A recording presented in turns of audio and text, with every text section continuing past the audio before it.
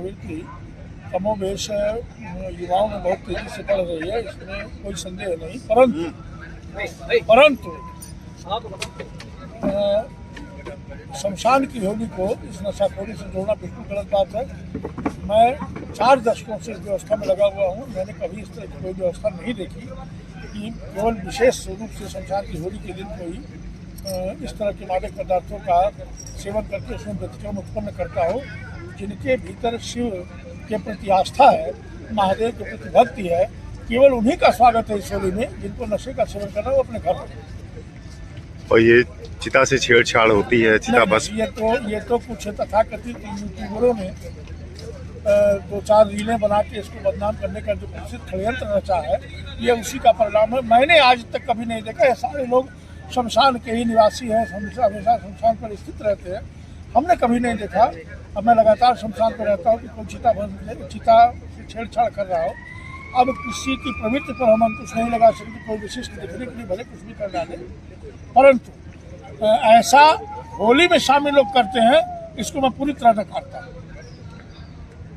चिता भस्म से होली खेलनी चाहिए। देखिए, भगवान स्वयं महाकाल है, इसका जीवन दर्शन समझिए। भगवान स्वयं महाकाल है, जिसके आगे काल का कोई प्रतिबंध और कोई नियम नहीं लगता।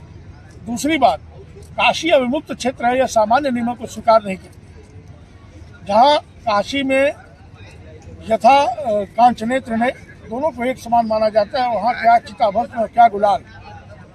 इसलिए शिव सिद्धांत के जानकारों के अनुसार चिता भस्म वो नहीं होती, वो भगवान शिव को अर्पित होने के बाद शिव का निर्माल्य हो जाता है, जिसे हम परम पवित्र मानते हैं। और आपने भागवत में एक जगह पढ़ा होगा कि भगवान ये महर्षि दुर्वासा एक बार यमलोक के ऊपर से गुजरते हैं, यम के त्राक से जीव चिल्ला रहे हैं, तो उनके शरीर में लिपटी हुई चिता की भस्म थोड़ी सी गिर जाती है उन जीवों के ऊपर, और वो प्रसन्न हो जाते हैं, उनको यातना नहीं महसूस होती। चिता भस्म का उल्लेख जगह जगह ग्रंथों में है, शिव निर्माल्य का उल्लेख है। भगवान शिव को अर्पित होने के बाद कोई भी चीज़ महाप्रसाद के रूप में परिवर्तित हो जाती है। हम सारे भक्तजन उस शिव निर्माल्य का सेवन करते हैं। आपको भौतिक रूप से चिता लगती होगी, और बिना चिता के होली हो ही नहीं सकती। आप देखें, हर गली नुक्कड़ चौराहे पर होलिका दहन होता है, और होलिका दहन जब होता है तो आप ध्यान दें कि होलिका में कौन जलता है। होलिका का दहन होता है, वो उसका नाम ही होलिका दहन। प्रहलाद बचते हैं वो एक अलग बात है, लेकिन होलिका जलती है ये निश्चित है। और जिस मृत शरीर को आप के जलने की भस्म को आप अपवित्र मानते हैं, वो भगवान शिव का ऐश्वर्य है। आप तो जीवित को जला के उसकी भस्म, चिता की भस्म माथे पर धारण करके तब आप होली खेल पाते हैं। तो बिना चिता भस्म के तो होली हो ही नहीं सकती पूरे सनातन समाज में। वह चिता ही है जिसे हम होलिका कहते हैं। इसलिए इस प्रकार का विवाद और प्रभाव फैलाना गलत है। तो चिता ही तो है। मूलतः ये चिता भस्म की ही होली है, और जो सुधी जन है वो इसको चिता भस्म की होली कहते हैं। और जो काशी वासी है वो अपनी लोक भाषा में, बनारसी भाषा में, तो लोक भाषा और काशी की भाषा में इसको मसाने की होली कहते हैं। क्योंकि श्मशान को हम बनारसी जो है मसान ही कहते हैं, इसलिए इसका एक नाम मसाने की होली है। ये कैसे खेली जाती है महाराज? देखिए, इसमें बड़ी इसकी प्राचीन और विशद परंपरा है। हरिश्चंद्र घाट पर यह होली रंग भरी एकादशी के दिन मनाई जाती है, जिसमें भगवती जगदम्बा का पालकी में विग्रह शमशान पर लाया जाता है प्राचीन शिवाला घाट से, और स्वागत के साथ उनको, माता जी को लाते हैं हम लोग, भगवान शिव के पास उनको स्थापित करते हैं। उसके पूर्व भगवान शिव का वैदिक मंत्रों से अभिषेक होता है, जो प्रातः 8 बजे से यहाँ प्रारंभ हो जाता है, 10:30 तक चलता है। उसके बाद आरती होती है, माता जी की पालकी निकलती है, वह पालकी निकल करके महादेव के समक्ष स्थापित होती है। दोनों देवी और देवता दोनों का संयुक्त अबीर गुलाल और भस्म से अभिषेक होता है। उसके पश्चात यहाँ चिता भस्म की होली प्रारंभ होती है। दूसरी बात कि जो गृहस्थ जन हैं, जो सपरिवार लोग आते हैं, बहुत भारी मात्रा में शिव की नगरी है, शिव के भक्त हैं यहाँ, तो वो लोग कतई चिता भस्म का प्रयोग नहीं करते। वो लोग अबीर गुलाल का ही प्रयोग करते हैं भगवान को चढ़ाने में भी और आम जन पर बरसाने में भी।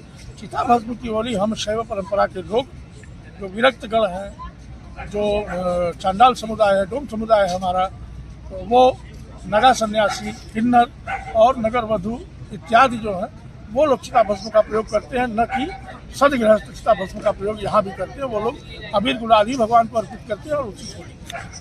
हरिश्चंद्र घाट और मणिकर्णिका घाट पर चिता भस्म की होली अलग अलग दिनों पर होती है, तो क्या कुछ मनाने के तरीके में भिन्नता है या उसको एक ही तरीके से मनाया जाता है? देखिए, कमोबेश तो तरीका एक ही है।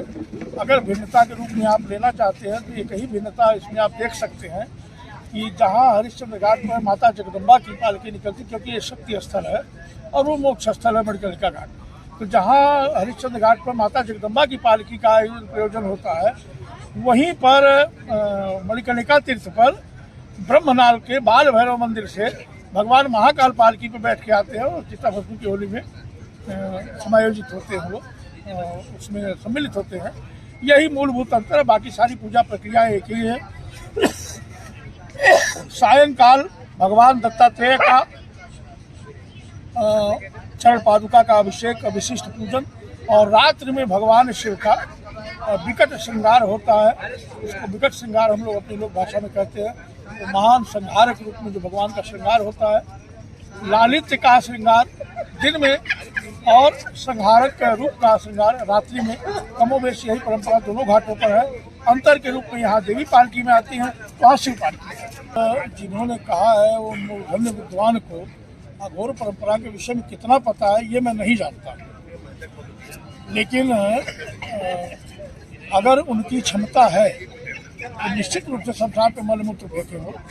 और अघोरी तो वो होता है, इसको गंगा जल और मूत्र में कोई भेद नहीं होता। वही शिवत्व का पोषक है, जिसके लिए असुर और देवता दोनों एक समान है, जिसके लिए राख और सोना दोनों एक समान है। तो अघोर परंपरा के कॉन्सेप्ट को समझिए, सिद्धांत को समझिए। बिना वजह की बात करते हैं और आप मलमूत्र फेंकेंगे तो भगवान शिव अपने समस्त गणों सहित, समस्त ऐश्वर्य सहित शमशानों में ही निवास करते हैं। आए आपके मन में अगर भगवान शिव की ऐसी ही पूजा आ रही है तो आप करिए, मलमूत्र फेंकिए, हम मना थोड़ी कर रहे हैं। और भगवान शिव उससे प्रसन्न होंगे अगर आप अघोर परंपरा के इतने जानकार हैं। अन्यथा आपको दंड मिलेगा, उसमें मैं क्या कर सकता हूँ, उनकी भावना है। आइए, स्वागत है उनका। वो मलमूत्र इकट्ठा कराए, नहीं हो पाएगा हम करा देंगे इकट्ठा। देखिए, भावी मेट से कहीं त्रिपुरारी, महान वैष्णव संत गोस्वामी तुलसीदास जी ने रामायण में अपने रामचरितमानस में इसका उल्लेख किया है। और अगर ये सत्य है, वो ब्रह्मवेत्ता संत थे गोस्वामी जी, तो उन्होंने और शिव के महान भक्त थे। अघोर परंपरा से जिनकी आध्यात्मिक जीवन की शुरुआत हुई थी, तो वो अपने अनुभव को ही लिखेंगे। तो उन्होंने लिखा कि अगर भविष्य के दुर्भाग्य का कोई विनाश करने में सक्षम है तो महादेव ही हैं। इस कथन को चरितार्थ करते हुए जो लोग रंग भरी एकादशी के दिन श्मशान पर उपस्थित होकर ये चिता भस्म रूपी प्रसाद अथवा रंग गुलाल रूपी प्रसाद अपने मस्तक पर धारण करते हैं, अपने शरीर पर धारण करते हैं, निश्चित रूप से भगवान शिव की कृपा से उनके दुर्भाग्य का नाश होता है।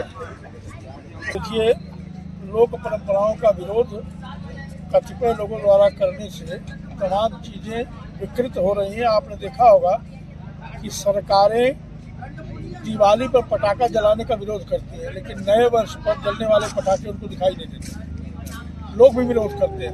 होली पर प्रयोग होने वाले जल का तमाम विरोध होता है, लेकिन जो बकरीद में नालियों में हजारों लीटर खून बहता है और पानी बहता है, उसका कोई विरोध नहीं होता।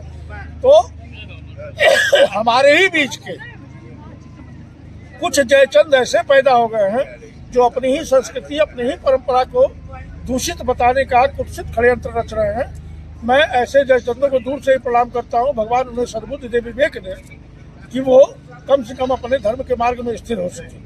तो हर परंपरा का, हर त्योहार का विरोध है और यह किसी तरह उचित नहीं है। जो चीज़ें कमोबेश चली आ रही हैं उनको चलते रहना ही हमारी संस्कृति की सुरक्षा है। और आज जब भारतीय संस्कृति और हिंदू धर्म के पुनरुत्थान का काल चल रहा है, उस समय ऐसी बातें बिल्कुल अप्रासंगिक मानी जाएंगी। देखिए, काशी विश्व का सबसे प्राचीन नगर है जो अपनी जगह पर स्थित है आज भी, और इसके बाद यरूशलेम ही आधा अपनी जगह पर स्थित है, बाकी कोई नगर स्थित नहीं। इसलिए काशी की परंपराएं भी उतनी ही प्राचीन है जितनी काशी प्राचीन है।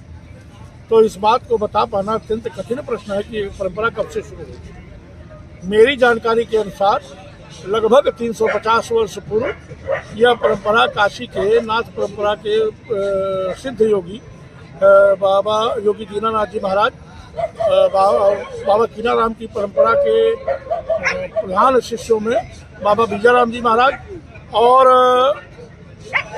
तत्कालीन काल भैरव और देवड़िया वीर मंदिर जो योगिनियों सहित भैरव जी का मंदिर है, उसके तत्कालीन पीठाधिपति उमानाथ अघोरी द्वारा शैव सन्यासियों और शैव साधकों के साथ शुरू की गई थी। इतनी प्राचीन है, बता पाना तो बहुत कठिन है। हाँ, यह परंपरा रंगभरी एकादशी के दिन